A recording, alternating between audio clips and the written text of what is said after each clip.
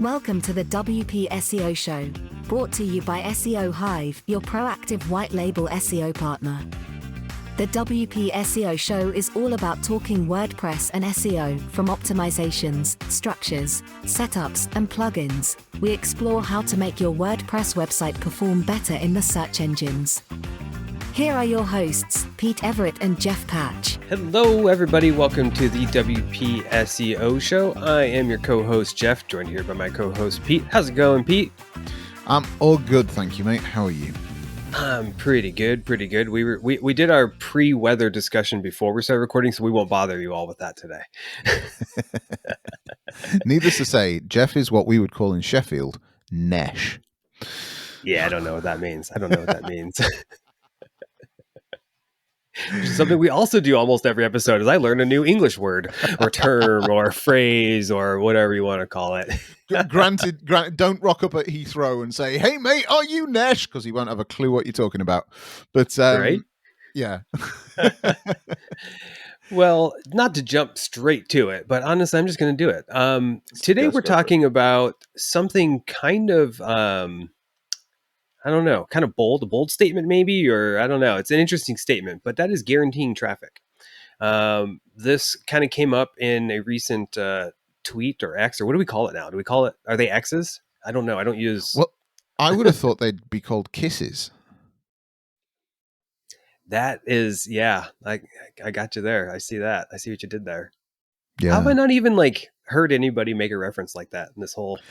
I don't know what I mean, we're going sideways already, but I don't know how it works in the US, but in the UK, whenever we see X mentioned in the news, it's always X, formerly called Twitter. So yeah, Twitter's still mentioned. I don't get it. Whatever. They've talked about this on every other podcast. This darn Twitter thing.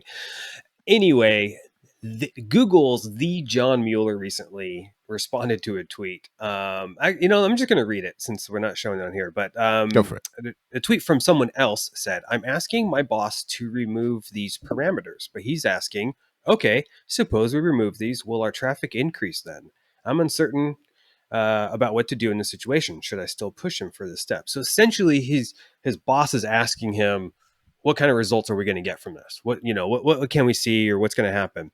And he's kind of saying, well, I have no idea.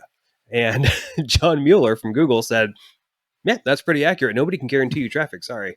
And this kind of blew some people up, I think. I read some of the chats and some of the discussions and stuff, and I had to just kind of walk away from it because I was like, oh, I'm never going to leave this discussion or whatever. But I like this statement. I don't know. What is, just at face value, what's your reaction to that statement?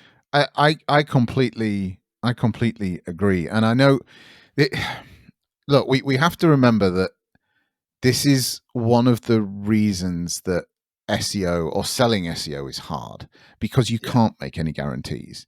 And unfortunately, our industry is kind of tainted by a bit of a black hat history, which, granted, we're in 2024 now. Granted, we're starting to get a reasonable distance away from the sort of link stuffing and, content duplication type days, but it's still there. It's still in our recent history. And I think actually to hear it literally from the horse's mouth, and what he's written, 6 words, that's it. And he's made his point. I know. I was like, one sentence, I'm going to do a whole podcast episode on one sentence. The second I read this, I knew we were going to do an episode on it. Yeah. And look, we talk about it in lots of different contexts, don't we? We talk about, we hear marketing gurus and business coaches and whatever talking all the time about, how things like your email. I saw it from Troy Dean from WP Mavericks. Troy Dean. I might even tag him in this episode to see if he notices that what we're doing. But he said he sent a message out a day or two ago that said your email list is your most valuable business asset because you own it. And he's kind of right, but we hear it all the time in all of these different places. Don't base your business on Facebook, because what if Facebook disappears? Don't base it on YouTube, because what if YouTube disappears? And it's kind of the same with SEO. You can't necessarily guarantee anything with Google, because what if Elon decides that his next acquisition is Google and breaks that too? I'm mortified thinking about that. I'm not going to rant too much about that, but I'm just mortified even thinking about it. You scared the Jesus out of me right there. But you know what I mean? You know, For if sure. you Yeah. rewinded 2 years, you would never ever have anticipated that Twitter would be broken. Now we don't even know No. what to call it. Yeah, I literally don't. Yeah, I have no idea. No, you're right. I mean, it was such an ingrained thing of our kind of life, business wise, or just personal, or social, or entertainment wise. And I don't know. I kind of ran away from Twitter a few years ago, but yeah, it was one of those. We used it every single day, and Yeah. they started doing advertising on there at some point in history, and that kind of changed the outlook of it. Not enough, it still kept blowing up. And then the last couple of years is just completely, or last months or so, it's just completely gone the toilet. And I'm pretty sure it'll be extinct sooner or later, but who knows? And yeah, I mean, technically speaking, that exact thing could happen with Google or search engines that could completely be revitalized overnight. Probably not. Hopefully not. Yeah, and granted, the odds are against it, but it's not impossible. Right, Um, could happen. and so I realize we're maybe slightly off the topic that John Mueller was talking about, but it starts. That's where the discussion starts. Is nobody can guarantee you traffic. Sorry, not even from the standpoint that Google might not exist tomorrow. Yeah. Well, you alluded to or mentioned the kind of the black hat tendencies and stuff, and I know that you've been around and in the SEO world for a long time, and you've seen that stuff come and go, and like you said, the link stuffing or keyword stuffing and all that fun stuff. Um, I mean, I witnessed that. We've all have plenty of that, but what I actually see is still very very prevalent today is more with SEO providers and stuff is really just selling people stuff they don't need and or not doing anything for it. I would say, ugh, I'm afraid I'm exaggerating, but I honestly think probably 80% of kind of the pre-sales calls that I take, and I'm curious what it is for you, if we don't hear a horror story from somebody Yeah. about their either current or previous. And I'm not trying to, talk trash about any company or any specific person or what out there, but it's like almost every conversation we have with a lead or, interested party or just networking and stuff, when we're just chatting with some of the folks in our industry, they're always talking about, oh yeah, I just got this client. They were paying this SEO guy 10 grand a year and we don't know what he did. And here's the back end of the site. And you can look at it and done nothing. I mean, I had a call last week where we found out that their client site didn't even have a blog built by their SEO team, and yet there's a blog. It's just not accessible to anybody. Yeah, and well, we're currently fixing a site that didn't even load properly after an open quotes SEO team had been working on it for months. Oh yeah, I'm probably butchering exactly what they did, but yeah, they put all these performance optimizations and completely destroyed the theme's loading ability or the ability for the theme to load any CSS or anything, and it was so bad. I was just, it was just that was. I've got to say, and I'm not going to name and shame, obviously. And if the client's listening, because I know they reached out to us because of the podcast, and we do really value your custom. We really value the fact that you trusted us enough to reach out and speak to us. And I'm not trying to sort of exploit that at all. But that, and I did say this to you in an email, but that really was one of the worst sites I'd come across. Yeah, well, let me clarify. Not one of the worst sites. One of the worst things that happened to a website. One of the biggest car crashes in terms Yeah, of what other people had done to a website that I come across. yeah, that was tough, and it just pains me. It pains me. And sure, we're happy to make a new sale and make some money.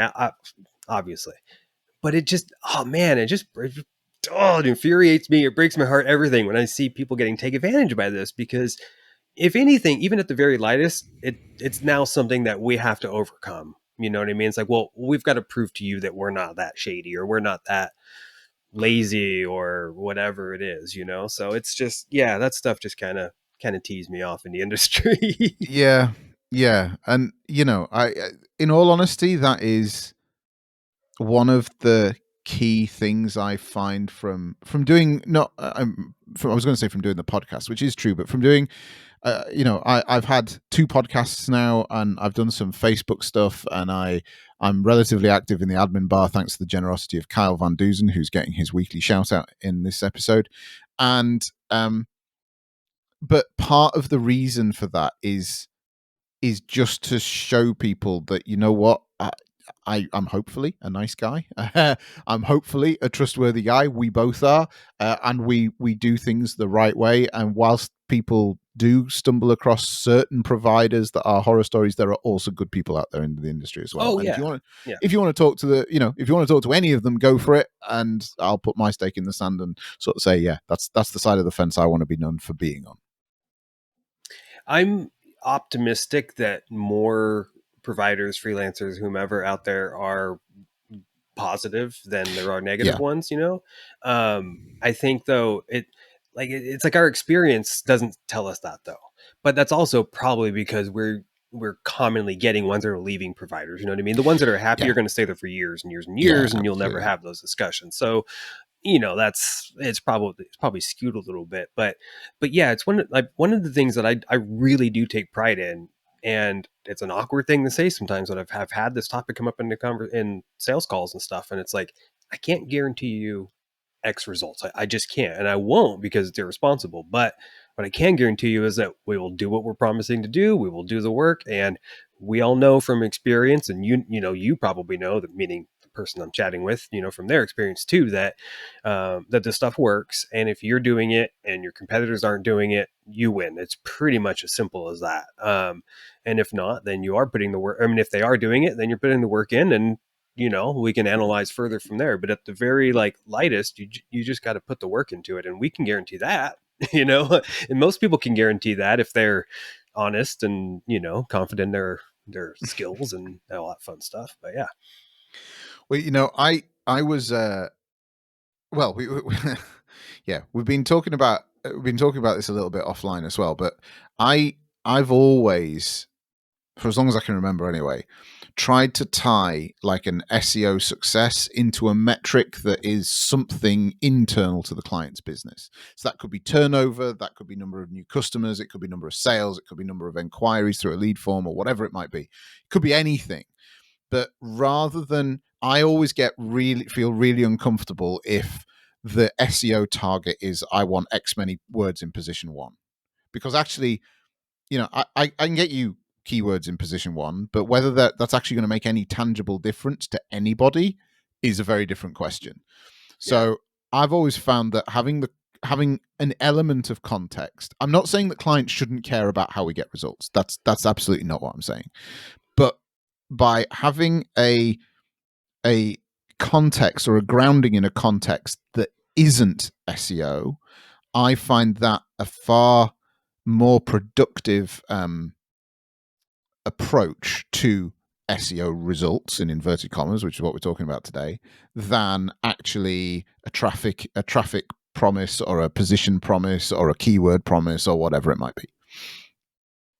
Yeah, I mean, I know what we're referring to a little bit here, and let me just say, Pete could be much more than like a SEO and marketing and all this guru. I mean, he's straight up business consultant um, when it comes to looking at numbers and other finance. No, that breakdown you showed me earlier was just insane. So I mean, I don't even know how to get into it on a podcast like this, but yeah, that's the type of thing where, again, even with what you were showing me, I feel like it's like not secret, I just don't know how to describe it on here, but even with that, you're able to show the client what is necessary to reach some certain levels, you know what I mean? And there's some variance here and there, but like that painted a very good picture. It's still not a guarantee though. But what it did was it showed them what is going to be required and put it into context, and it was amazing. So and I must admit, I kind of feel a bit bad for bringing it up now, because we're not, now's not the time, and on a podcast probably isn't the best format of kind of talking through it. Essentially what it is a simulator a simulator that takes a commercial goal. For the client that I was initially building it for, it was annual turnover, and it then breaks that down through their sales numbers, through their conversion rates, through the opt-in rate on their website, through the keyword research we've done, and then gives an indication as to how many pieces of content you need to write in order to be in the ballpark of that kind of sales number. That's what it is. So if that sounds like something that's interesting to you, and you want to know more about it, I think that probably the easiest thing would be to maybe arrange a live stream or something if people want to see this. Or we used to run some webinars. Maybe we use that webinar platform again, Jeff, and get people on it. But if you're interested in seeing that, drop us an email to hello@seohive.co and set the email subject line as "show me the simulator" or "show me the simulation." Right? And if we get enough of those in over the next couple of weeks, we'll email you back with a date and how we're going to do it, and we'll talk through it then. But it's if that is something of interest to you, then let us know and we'll arrange it. I like that. We'll see if anyone's listening and interested, because trust me, you should be if you are listening. It was really cool. But I kind of want to put it into context too. The business that we were going through, that one, was doing multiple tens of millions of dollars a year in sales. This is good stuff. It was around about 35 million in sales a year. Yeah. I wouldn't put Joe the plumber down the street through this process. It's probably not necessary. No. I'm just trying to paint a picture, because we've got such a variance of people that listen to this show and stuff, and some of them are working for Fortune 500 companies. Some of them are working for Joe the plumber and Bob's Pizza Pop. Yeah, so, and granted, there's an element of the way it's built. There's an element of genericism about it. I mean, I mentioned on a show a few weeks ago, we worked for a client that sold luxury yachts. He only had to sell 4 of them a year, and he was full. He literally couldn't build them any faster than 4 a year. So there's an economy of scale with this thing, which is, if you only have to make 4 sales a year in order to survive, this probably isn't the simulation that's going to work for you. But I'd safely say, look, anything that's 6 figures, maybe 2 or 3 times 6 figures, it would work absolutely fine for. Yeah, you have to have some numbers there, some info, some data, some traffic, some sales. But yeah. Anyway, I just I feel said, like I've just dangled a really big carrot, and now we're going to say, yeah, but we're not going to talk about that anymore.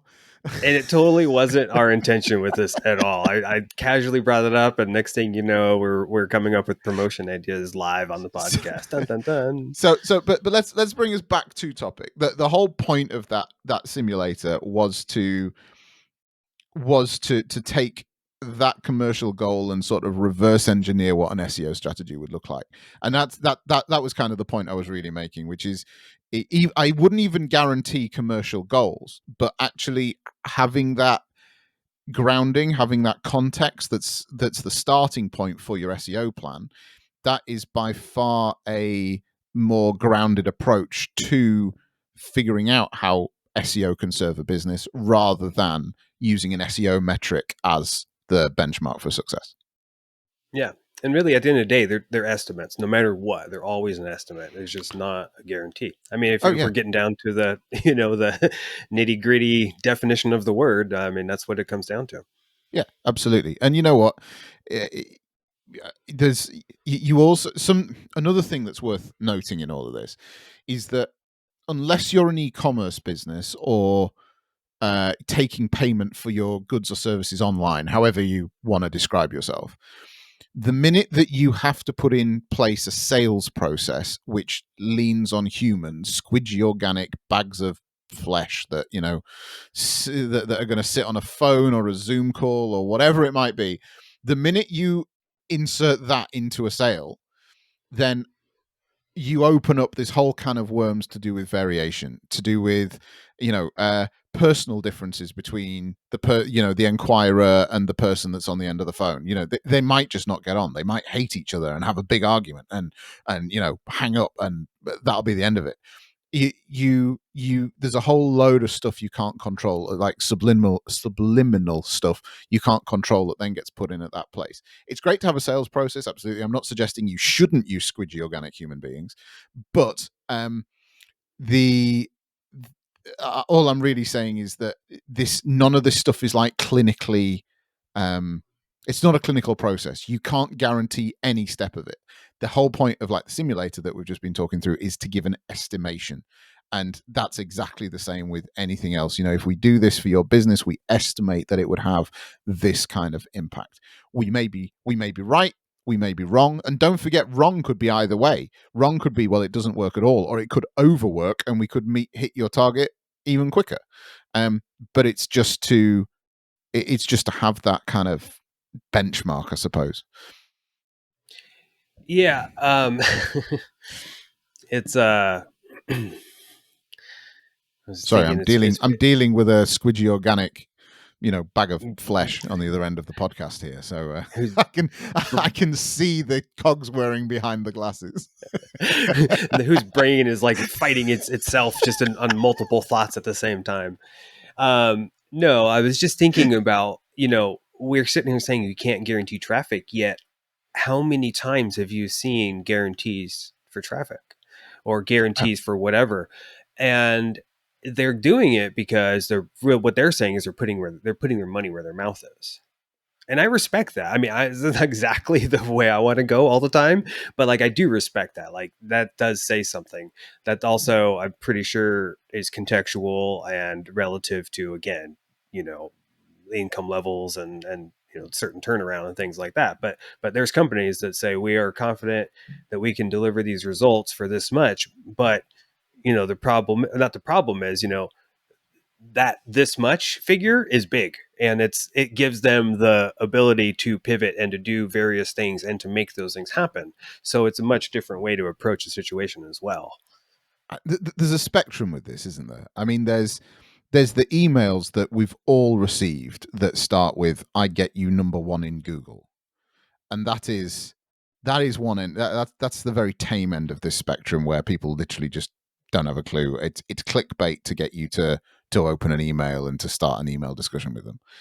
And then you have the opposite end of the spectrum, which is what you've just described, where you say, look, yeah, we can run SEO for you, but it's going to cost you $100,000 this year. And guess what? Within $100,000, you've got the budget to do a hell of a lot of stuff. Yeah. And have multiple plates spinning. And actually, I would guess that at either end of that spectrum, if they hit a target and get you to what they're promising, neither end of that spectrum would be able to pinpoint and say, okay, we did that and that got you to there. Instead, it would be, well, we did all of this stuff and somehow we managed to sort of have a whole load of spit, grit, and duct tape and made it happen. Just my 2 pence. I agree. And I'm sitting here thinking, well, you probably could collect the data and make some assessments off of that. And then my brain started doing that thing again, where it was like, holy crap, that's a lot of things to try to compute. How would we ever even, I mean, it's possible, but like, I'm not going to do it. Yeah. But that's where we are. So in answer to, can you ever guarantee SEO results? The answer is no. No, I think we clarified that. I think we clarified that pretty well. And actually, we could have done this whole episode in it would have been so funny. Welcome to the WP SEO Show. Today we're asking, can you ever guarantee SEO results? No. Thanks for listening. Given that, let's safely say we all agree on that. And given that, though, how do you, how would you approach these type of topics if you're, a freelancer or a small agency talking about this with a client, because you don't want to tell them, no, I can't guarantee anything. That's going to sound ridiculous. But at the same time, how do you say that? How do you tell them that? So I'm going to hate myself for saying these next two words, because I hate them being said to me. It depends. the number of times I have to say it depends to a client is kind of untrue. But the way, as I say, the way I approach it is to look at the commercials. The way I normally phrase the question in the first instance is I normally say to the client, as part of a discovery session or a call, or an intro call or whatever it is okay, so if we could fast forward 12 months from now, what would success look like for you? We've been working together for a year. You've paid me some money, whatever that's going to turn out to be. What would your business need to look like for you to turn around to me and say, yeah, Pete did a good job. I'd fully recommend him. We'd do it. We'd go again. And if you can then articulate to me what that is, we can then start to put in place. We can then look at where you are now, and of course, we've then got a scale. We've got an X to Y, and we can look to see if that's achievable. We can look to see if that's what SEO techniques we're going to use in order to get there. We can look to see what you're bringing to the table already to gauge how much work how much of a runway we've got. And we could look to see if anything's wrong. You might bring me a website that's blacklisted. Well, no, I'm not going to get you anywhere. That's probably about the only guarantee I would make. Yeah. I guarantee you I can't do jack for you. Yeah. So that's normally, to answer your question, how do you have these conversations? I normally start by talking to the business about their business and about what it is they are wanting. What has made them pick up the phone or have the bright idea that SEO is what they need to do? And if it's because, oh, well, I want to be number one in Google, okay, well, why? And in all honesty, if I'm working with a client, if the client that's speaking to me is somebody that is that vain that they just want to be number one, then they're not the client for me, and I'll say no and move on. I realize I'm in a very luxury place that I can say no to work. I get that. Not everybody can, but that's my take on it anyway. That's good. That's informative, because a lot of, I kind of come from a different way, I guess. And it's not a different way. It's just maybe a different experience. And it's, you've obviously your leads and stuff in your agency life. You've got bigger businesses. I know a lot of the ones you work with, they're all just larger in size and, employees and, fun, everything, than the ones I've gotten over the years. Now I've distanced myself from direct agency work over the last few years, but most of the ones I've dealt with have been startups. And so that's kind of a different, topic. And when I say startups, I mean, startups is an exaggeration. These are side hustles or small businesses started by, people like you and I, entrepreneurs. So no disrespect by any means, just they don't have, $100,000 in the bank, let alone 5 or 10 grand probably of reserve funds or anything. And so with that said, they also don't have the experience and the years of doing sales and knowing what their conversion rates are and knowing what kind of, profit margins they have. So a lot of those topics that I've had have just been like, yeah, I don't know, we just need it. And I, at that stage, I kind of go, I agree. I agree. You need it, and let's do the work. Let's put it in. Let's collect the data. Let's get some sales. Let's get you moving. And we'll assess as we go. It's not, it's not to spend money unnecessarily. It's always on priority things, but you can make more informed decisions once you've actually done some of the work and or have the data and info to you. But day one, you don't know. Yeah, but that's absolutely fine, and that's absolutely sound advice. There's nothing wrong with that. All you're doing is you are starting maybe 2 discussions further down the process than I am with the client that knows all this stuff, and I need to extract this from them. Yeah. And you're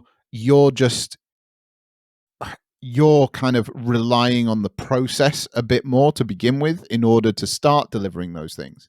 And what I would do in that instance is say, right, we're going to have a startup process, and it's going to look like this, basically exactly what you've just described.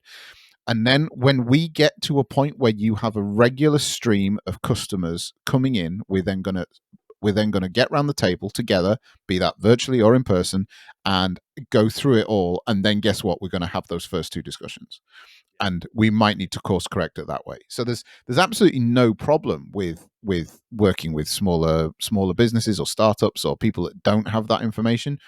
But you do need to have a confidence in what you're doing and be able to almost read between the lines of the data a little bit until you get the information that you need, and have that as a as I say, as a process, as a marker in the sand that says, this might take us 6 months, it might take us 8 months, it might take us a year, but it doesn't matter how long it takes. What I'm guaranteeing with you is we are going to have that discussion. As soon as we can, we will have it. Until then, this is what we're going to do. Yep. And, we're obviously talking mostly about SEO specifically stuff, whether that's improving the website or writing content or, various things like that, working on their local business focus. But as the professional that these companies are working with, you as the agency owner or consultant or freelancer, whatever you're describing yourself as, you're in such a good position to help them with their efforts overall as a business consultant. Like I'm like I said, you're walking me through that thing earlier, and I'm going, this is so much bigger than SEO. Yeah, it's going to help with figuring out what you need to do and what's going to be required and all that stuff, but this is the info that they need. And one of the metrics on that was like the conversion rate. And so when we were chatting, we realized, well, going over this, okay, it's going to require this, that, and this to reach these ranks or blah, blah, blah. And it was daunting.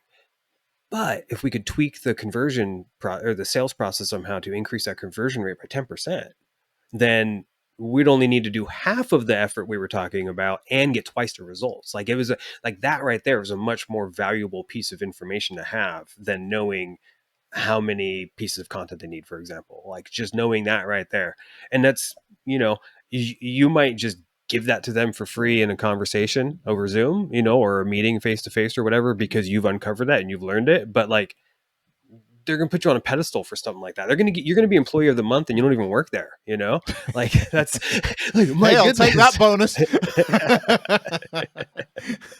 And it's like, well, yeah, obviously everybody knows if you increase your, sales conversion rate, then you're going to get more sales. But like being able to conceptualize that or contextualize that and put that into hard data and facts, like that's really valuable stuff. Playing with those numbers is, I enjoy doing it, especially when it's with somebody else's business. But playing with those numbers is, I was taught that process. We've talked about it before, the circle of truth. Essentially, that's what the circle of truth is. It's just got an extra bit added on the bottom, which helps you sort of tangible figure out like a content plan. But the doing all of that stuff is what positions you as it positions you away from being an SEO consultant or a web developer or a web designer or insert web industry specific term to your job title, and instead positions you as a trusted advisor to the client. And if you can become a trusted advisor, then you just become the go-to. And not only do you become their go-to, but when business people or people mix or people become the sum of the 5 people they spend the most time around. So if you're working with the CEO of a company that's doing $35 million a year, you can bet your bottom dollar he is mixing with people that are doing have businesses that are doing between, let's say, 25 and $50 million a year, right? So when they're having their discussions and he's saying, you know what, we've got this, we met this guy, we got him in to talk about some SEO, but you know what, he just lifted the roof off the business and he helped us work on our conversion rate. He's delivered on the SEO, but because of, he hit his original SEO target, but he also helped us increase our conversion rate. So he's kind of like double bubble there. And then he's helped us improve our average customer value. So that's triple bubble. And, this guy's better than gold. His 4 mates, guess who they're going to ring? Right? So I've mentioned this on the show before. I truly feel that as somebody that comes in, if somebody's going to trust you with, open quotes, improving their business, close quotes, you have a duty of care over that person to make sure that they do that in a responsible way.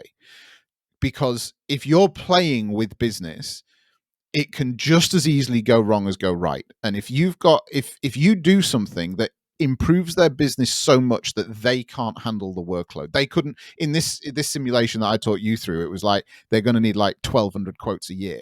If they can't handle 1,200 quotes a year in order to get that, that's not to win them, that's to produce them, because they have a win rate that's only a portion of that. then all you're going to do by getting them to that level is disappoint people. And like I've said about this guy and his speaking to his mates, that conversation could just as easily go, well, I met this SEO person, and they kind of did a lot of things, but you know what, they got us so much traffic we couldn't handle it, and then people started complaining, then we couldn't deliver on the work for clients that were paying us, so we lost some of them, and we ended up sacking them off because we couldn't afford them because we'd lost too much money. There's no way I want to be in that place. I want to be in the first place with all the recommendations as much as possible, and I never want to be in the last place. So that's why I just think as the web professional that they have entrusted to help develop their business, it may seem like I'm being a bit sort of moral and a bit kind of above my station, I suppose, but that's the way I view it. I don't just tactically want to deliver some SEO. It doesn't excite me to get out of bed and write how many meta descriptions are on that website? 107. I don't remember. that doesn't excite me. I don't want to get out of bed and write 107 meta descriptions to tidy up an SEO health check. And if you don't want to do that either, we have a team at SEO Hive that can help you with that. But I promise you, neither me or Jeff will be writing the meta description. No, we will not. Thankfully, our team enjoys doing that, or they at least enjoy being paid to do that. But that's okay. I'll finish preaching now. I feel like I've been on my soapbox. No, I agree with you 100%. And like I said, even though I've got a slightly different experience or whatever, I mean, that's gold right there. And that's how you do cement yourself as the person.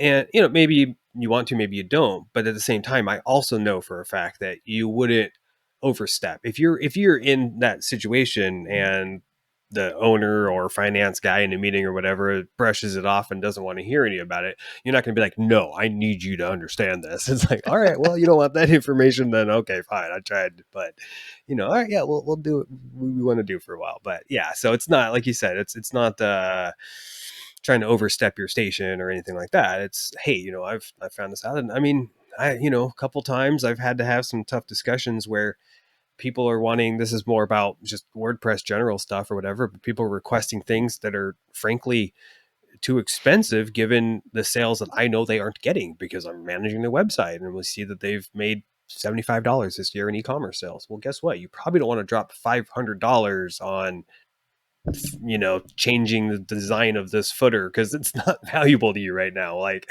and I'll tell somebody that because I don't want them to waste their money. But at the same time, if I had a better idea that would actually get them sales, that's what I would want to bring to the table. And you can kind of cement yourself as that person in this industry more so than just being an SEO provider, just being a WordPress developer or whatever. And I had this discussion the day before. No, we're on Tuesday, aren't we? Must have been on Friday. I don't know what day it is. Whenever it was, the guy, a client of ours, got in touch with us because they wanted to put. The request was, we want an AI chatbot to handle all of our support tickets. I'm like, yeah, that's not going to happen. And how much will it cost? Right. Well, let's just back up a second here. How many variants of support tickets have you got? Have you mapped out how many? No, we'll go away, do that. And they came back like 4 hours later. Yeah, we reckon there's about 535 different outputs that we could get to. It's like, right, before we go and do that, let's go and put a chat applet on your website for free and see if your customers are going to engage with it. How about we do that first? Right? If it's going to be useful, we can chat about it. But if it's not, I'm not going to waste your time or mine. So how long was the chat bot up before we realized no one's using our chat bot or a chat prompt or whatever? It only because it's Tuesday. The chat bot only went live yesterday, so I don't have the information to tell you that yet. But yeah, that's just the right advice. It's not, as I say, I know of agencies I know of people that run agencies that need the money, and I don't envy that position at all. I've been there. I get it. It's not a nice place to be, and I realize I'm in a privileged position where I can say I don't want to take your money because it's not the right thing for either of us. So I feel for people, and that's exactly why SEO Hive exists, is to help people that are in that position to get recurring revenue so that they can have their bases covered, and then they can not have to scrat around for every dollar or cent that comes their way to make the bills to pay the bills each month. Well, That's exactly what we're here for. and it's why we have a pretty clear defined couple of services that we do, so that there isn't that vague question mark of what am I getting this month, what's going to happen. I mean, we can't guarantee the results, but we know what we're going to do, we know what goes into that, and it's all about kind of doing the hard work and putting the effort in. That's it. What we can guarantee is the work will be done. The work will be done to a very good standard. It will be delivered on time. It will be uploaded. It will be white hat. It will be done in accordance with Google's rules and regulations as they are at the time that the work is done. And we have enough experience to know that if you follow that process religiously enough over and over and over again, then the results do come. But those results may not be traffic, which is where we started with John Mueller. Nobody can guarantee traffic. The results will come with an improvement to the client's business, and that needs to hopefully be tied into some discussion you've had with the client about what they're expecting to happen. But yeah, And like 99.9999% of the time, it's going to end up with increased traffic. But look, I don't know if I've mentioned this one on the show before, but when I started my agency, the old finance director at the agency that I left, he'd left about 3 months before me and had moved to this other company, this manufacturing company. And when he found out that I'd kind of gone out on my own, so I was maybe 2 or 3 months in, he got in touch and wanted to talk about SEO, SEO provision for the new company. And we started working together.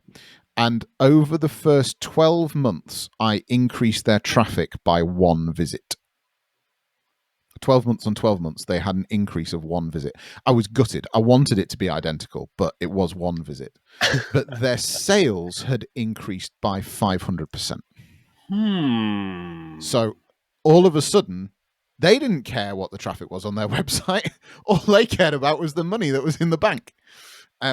So that was, that was a fun project to work on. And that was all about quality of traffic rather than quantity of traffic. Traffic itself is a vanity metric. Yeah. If you're getting, I often say this to clients, it's not that difficult to get 100,000 people to view your website. To get 1,000 people to view your website that actually want what you do or could help them with, that's a far harder task to achieve. And that was exactly the case with that first client. Yep, you can send people there, but that doesn't mean they're targeted, they're interested. And that's one of the things I love the most, is being able to, and this isn't even like doing this, like going out of my way to do it, but just reviewing something and like catching something where you go, oh my goodness, this is going to improve their business or their website or their life. It's going to make customers have a better experience on there. And I mean, I usually find something like that just by browsing a website, like for myself, you know what I mean? Like not even a client website. I'll be like, oh, hey, I want to email this company that I'm shopping at and let them know about this, idea for their website that would help. No, that's unsolicited. They don't probably want that, but But this is where SEO is every other form of marketing apart from SEO and Google Ads is interruption marketing. So if you think about running Facebook ads, I'm not saying you shouldn't run Facebook ads. Of course I'm not. Their audience demographic targeting tools are some of the best on the planet. We are running a Facebook ad right now. But if you think about Facebook ads, that ad gets mixed in amongst a whole feed of stuff where you've got your friends' kids and their holiday snaps and memories about a drink you had in a bar 5 years ago, and some skiing holiday or some memory with somebody that you went to school with or somebody getting engaged, and then all of a sudden you've got an advert selling you a light bulb, and then you're back to grandma's knitting, and you know what I mean. It's not contextual in the space that it appears. Whereas anything that you can do in the search engines, that is triggered by the keywords the user types in. So they are already looking for something around the theme of what you ask. You've already, if what you offer, you're already one step further down the line than anybody that's running Facebook ads or YouTube ads or Instagram ads or LinkedIn ads or you name it. You're one step closer before you begin. And they're a damn sight cheaper in a lot of cases. Yeah.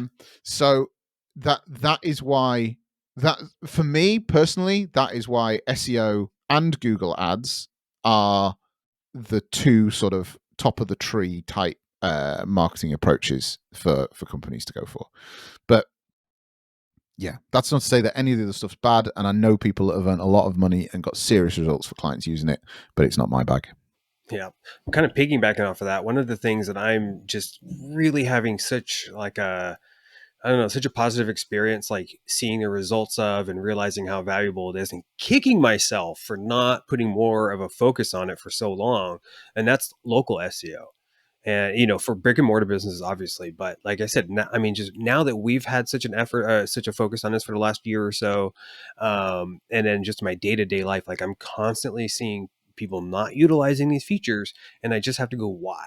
Why aren't you doing it? Because it's right there for you to do it. And website's one thing, right? It's easy enough to get a website.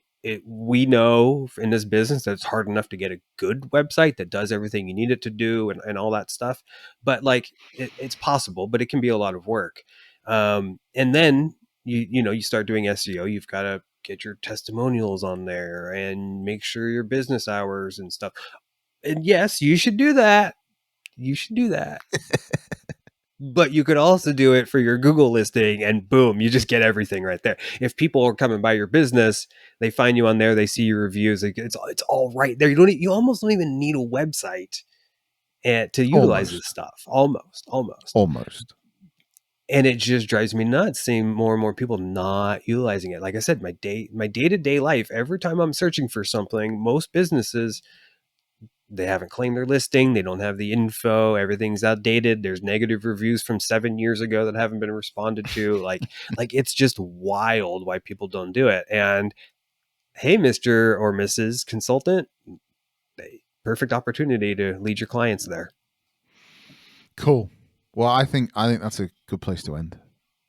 Yeah, seeing as I was really worried how we were going to talk about this for a lot longer, and that was at like 6 minutes, and here we are 40 minutes later. I know. I honestly, I just think that's you're dead right. It's local SEO. The local SEO features on the map pack, if you have a brick and mortar business where you need footfall, it's invaluable. You cannot. It's so overlooked. That's the thing.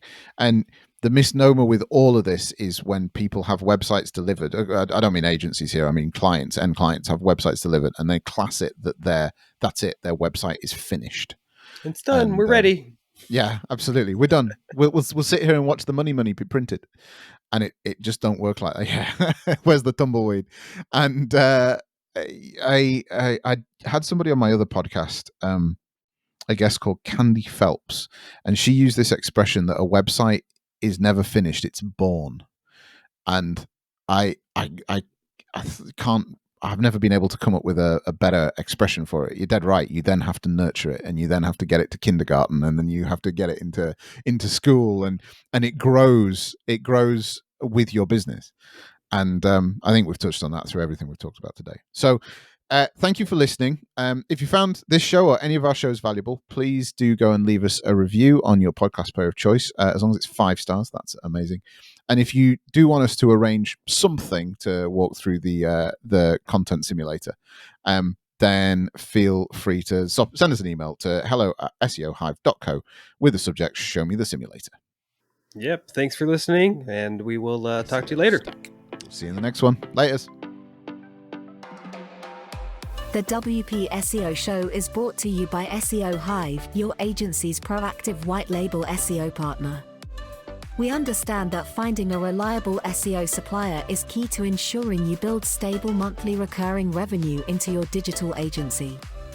At SEO Hive, we have a suite of products that will help you sell, scale and deliver your monthly SEO retainers, from our scout reports and one-off technical boosters, to our flagship local SEO and honeypot plans, all of which have clear pricing and monthly deliverables. If you want to explore how SEO Hive can help your agency deliver high-quality and reliable SEO agreements for your clients, you can find more information at seohive.co and schedule a call to discuss the next steps.